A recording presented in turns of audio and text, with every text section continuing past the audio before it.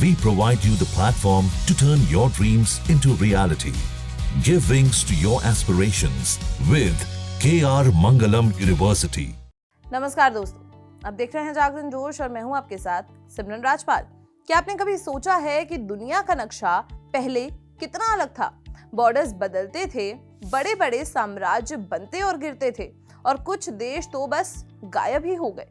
आज हम उन्हीं देशों की बात करेंगे जो अब सिर्फ इतिहास की किताबों और पुराने नक्शों में जिंदा है। ये नेशंस कभी बहुत प्राउड और पावरफुल थे। उनके अपने झंडे, लीडर्स और कल्चर्स थे, लेकिन आज वो बस पास्ट का एक हिस्सा बनकर रह गए हैं। जैसे चेकोस्लोवाकिया को ही ले लो, जो यूरोप का एक शांत और स्ट्रॉन्ग देश था, लेकिन 1993 में वो दो नए देशों में बट गया, चेक रिपब्लिक और स्लोवाकिया, और युगोस्लाविया, जो सालों के कॉन्फ्लिक्ट के बाद कई देशों में टूट गया। इस वीडियो में हम टॉप 5 ऐसे देशों को देखेंगे जो अब एग्जिस्ट नहीं करते। हम जानेंगे कि वो कैसे गायब हुए, उनके पीछे के क्या रीजंस थे और आज उनकी जगह क्या है। तो चलिए शुरू करते हैं। According to world population review, कई ऐसे देश हैं जो वॉर, नेचुरल डिजास्टर्स और पॉलिटिकल इंस्टेबिलिटी जैसे वेरियस फैक्टर्स के कारण समय के साथ खत्म हो गए। हमारी लिस्ट में सबसे पहले नंबर पर है सोवियत यूनियन यानी कि यूएसएसआर। ये 1991 में कोलैप्स हो गया कई रीजंस की वजह से। इसकी सेंट्रली प्लान्ड इकोनॉमी वेस्ट के साथ कंपटीशन नहीं कर पाई जैसे चीज़ों की करनी और लोगों में असंतोष बढ़ा। इसके अलग अलग रिपब्लिक्स में ज़्यादा आज़ादी मांगी और बड़े इकोनॉमिक और पॉलिटिकल रिफॉर्म्स जैसे कि पेस्टोकिया और ग्लांस ले चले।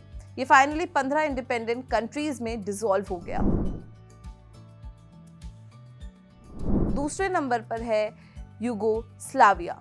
ये 1990s की शुरुआत में टूट गया। इसकी वजह थी गहरी एथनिक और रिलीजियस टेंशंस जो इसके strong leader Joseph Broz Tito की डेथ के बाद दोबारा उभर गई। इसके अलग अलग रिपब्लिक्स जैसे कि स्लोवेनिया, क्रोएशिया और सर्बिया एटसेट्रा में आजादी की चाह ने वायलेंट कॉन्फ्लिक्ट्स की एक सीरीज को जन्म दिया और ये कई सोवरेन स्टेट्स में बट गया। तीसरे नंबर पर है चेकोस्लोवाकिया। ये 1993 में शांति से डिसॉल्व हो गया। इसे वेलवेट डिवोर्स के नाम से जाना जाता था। इसके मेन रीजंस थे क्रेज और स्लोवेक रीजन्स के अंदर बढ़ती नेशनलिस्ट सेंटिमेंट्स और दोनों में एथनिक ग्रुप्स के बीच अलग अलग इकोनॉमिक प्रायोरिटीज और पॉलिटिकल विजन्स। चौथे नंबर पर है east Germany, German democratic Republic. ये 1990 में वेस्ट जर्मनी के साथ रीयूनिफाई होकर खत्म हो गया। बर्लिन वॉल का गिरना 1989 में कम्युनिस्ट रूल का अंत का प्रतीक था। ईस्ट जर्मनी में इकोनॉमिक स्टैग्नेशन और वहां के सिटीजन्स की वेस्ट जर्मनी में मिली आजादियों और खुशहाली की स्ट्रॉन्ग डिजायर ने इसके एक यूनाइटेड जर्मनी में मर्ज होने का रास्ता बनाया। और हमारी लिस्ट में 5वें नंबर पर है ऑस्ट्रो हंगेरियन एम्पायर। ये 1918 में वर्ल्ड वॉर 1 के अंत में कोलैप्स हो गया। ये एक बहुत बड़ा मल्टी एथनिक एम्पायर था और वॉर ने इंटरनल नेशनलिस्ट मूवमेंट को और बढ़ा दिया। वॉर में हार और इसके कई अलग अलग एथनिक ग्रुप्स जैसे कि क्रेज, स्लोवाक्स, पोल्स, हंगेरियंस में सेल्फ डिटर्मिनेशन की चाह ने इसे पूरी तरीके से डिसॉल्व होने और कई नए इंडिपेंडेंट नेशंस की फॉर्मेशन का कारण बनी।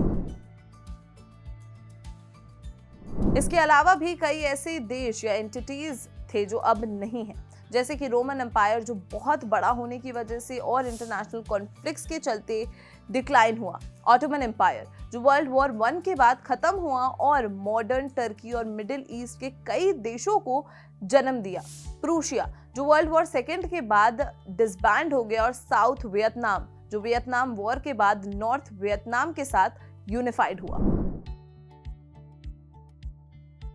तो दोस्तों, इन देशों का गायब होना हमें बताता है कि कैसे हिस्ट्री कॉन्टिन्यूअसली बदलती रहती है। वॉर्स, पॉलिटिकल चेंजेस और कल्चरल डिफरेंसेस कैसे नेशंस को बना और मिटा सकते हैं। ये हमें सिखाता है कि पीस और कोऑपरेशन कितने ज़रूरी है। क्या आपने इन देशों का नाम पहले कभी सुना था? हमें कमेंट सेक्शन में ज़रूर बताएं और ऐसी ही और इन्फॉर्मेटिव वीडियोस के लिए देखते रहें जागरण जोश।